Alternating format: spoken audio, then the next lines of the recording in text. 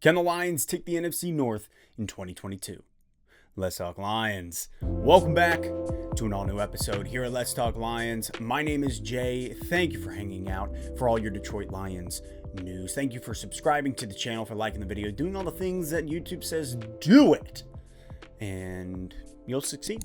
I have seen a myriad of people talking about, hey, can the Lions take the NFC North in 2022? So I figured, as much as I have discussed it over the last months, let's take an entire video just to kind of break it down, see where they're at, see where we're at, and if it's possible.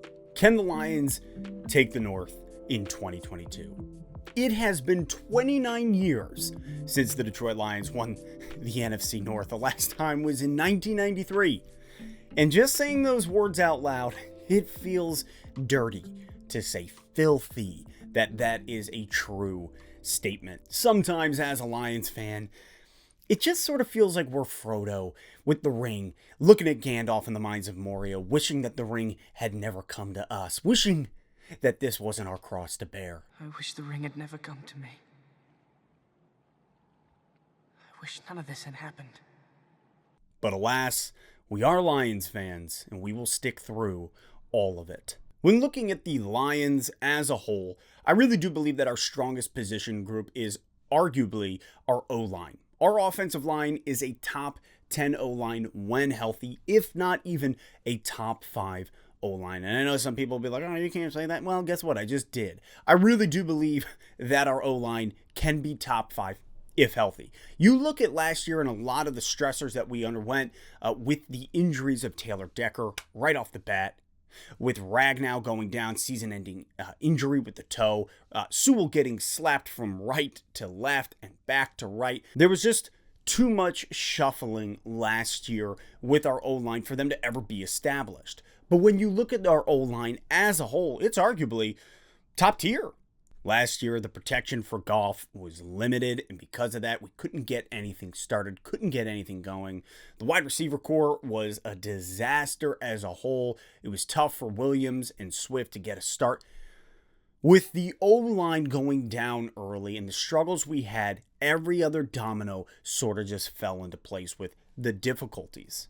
But now with the season under Sewell's belt, we're seeing him actually tack on a ton of muscle. He said it in a presser just the other day. He was like, last year, I had to cut a lot of my weight, a lot of my strength in order to be fast for the combine. He said, that's what you had to do. It's combine season. You got to be quick. And so he actually gets rid of a lot of his muscle mass.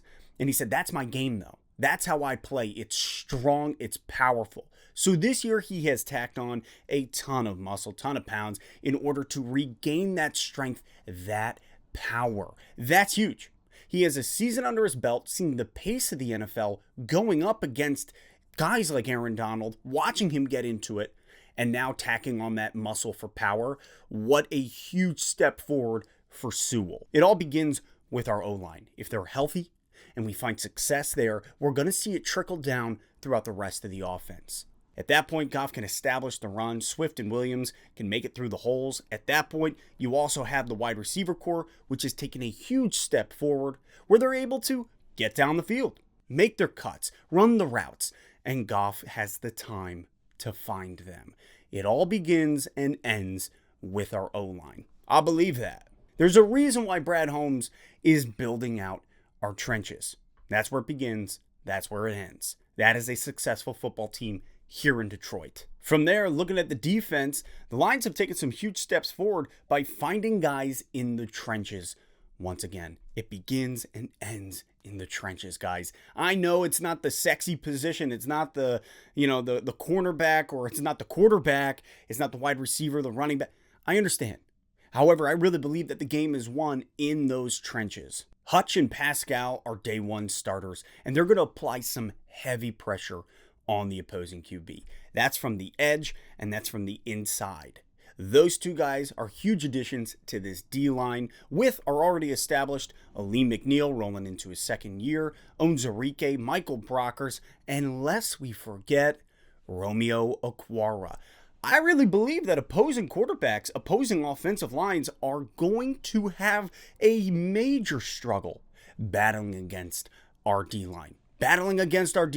Because our D-line is strong. They are powerful. They are quick. They have the bend. They have it all. At this Lions D-line, shoot, there is some serious success coming here in Detroit. The linebacking core is going to be interesting. There's going to be a lot of battles for position starting roles there. And then really when you continue to move back, the secondary is where it gets very fascinating. Okuda's returning. What is Okuda going to be? Who is he going to be? It sounds like he's an absolute dog according to the guys in the locker room. They're like, hey, you haven't seen anything yet. Because, well, we haven't seen anything. So, looking at this squad, looking at the growth of last year's rookies, looking at the veterans that we have that we're bringing in, and looking at the draft picks from this year, I believe that the Detroit Lions are building out a mighty strong squad. But does that squad have what it takes to win the North in 2022? I believe that we are still quite young in order to do that. Our defense has to take leaps and bounds forward, which I really think we are setting ourselves up to do that. The return of Aaron Glenn, the pieces, the players that we have acquired for this season, I really think we are putting our best foot forward, and the potential is huge. However, gotta execute. We cannot be 31st defensively in the NFL if we want to win the NFC North. Based on our schedule, I have the Lions coming in at 9-8 this season, with a minimum of 7 games winning and a maximum of 10 games winning. So at this moment, I have us coming in at 9-8, second in the NFC North. For the rest of the North, I've got the Packers coming in at 11-6. I've got Minnesota coming in at 8-9, and I've got the Chicago Bears coming in at 6-11. So the question is, can the Lions take the North this year? Yeah, I think they can, but I don't think we do. The Lions would have to win 10 games, and Green Bay would have to cataclysmically fail in order for the Lions to squeak into that top spot. And then everything would come down, I really believe, to that January 8th final game, week 18 of the season, Green Bay and Detroit in Green Bay.